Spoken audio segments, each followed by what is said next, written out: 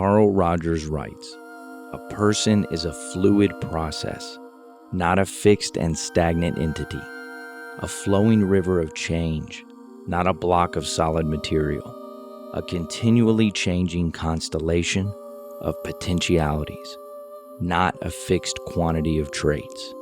Couldn't this be said for the entirety of the world? So much of our world is studied through analysis and compartmentalization.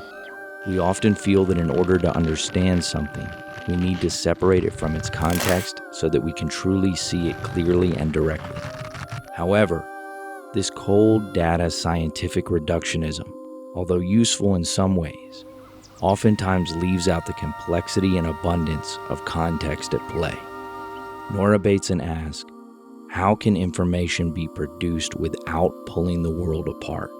She writes, if we are truly to learn systemically, it is crucial that we begin to explore another species of information that can handle multiple contexts in motion, one in which the information itself is alive.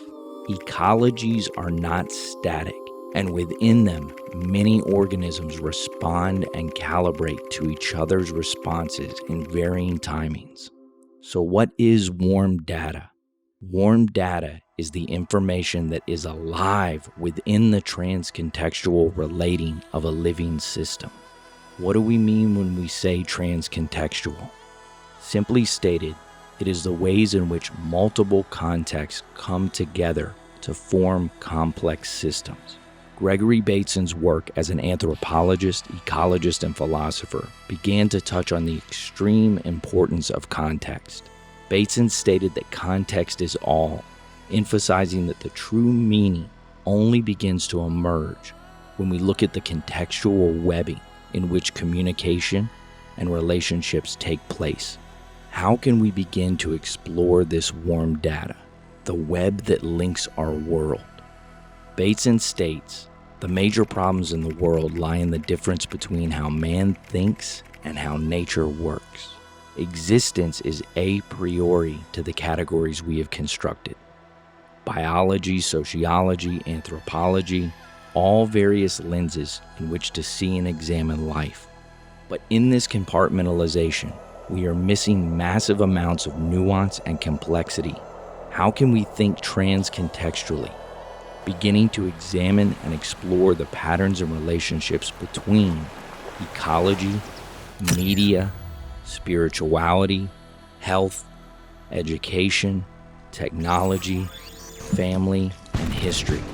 For too long, we have neglected warm data, and it is time for us to begin to explore the interconnectedness and the interdependencies of our world.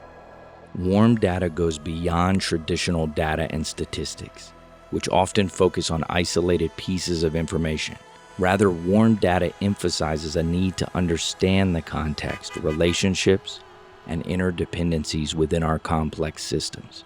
Nora Bateson writes, theory is beautiful, but it is not enough. Until the theory lives in your breakfast, in your walk, in your spine, in your kiss, in your memories, in your laugh and your tears, it will remain disintegrated. This is why we do warm data. It is more than a lovely intellectual exercise. It is an invitation to see the true complexity and interconnected nature of reality and existence. For it is only when we explore the relationships and the liminal space in between that we begin to see more clearly the fabric of reality and life. When we talk about a family, there is no way to pull the family out of the larger context of economy, society, culture, politics, and education. Therefore, we must approach each arena as an interrelated connective tissue, which can help us better understand ourselves and existence as a whole. This is an invitation to warm data, an invitation to think transcontextually and begin to see the deeper meanings and relationships that exist in our world and inform our lives.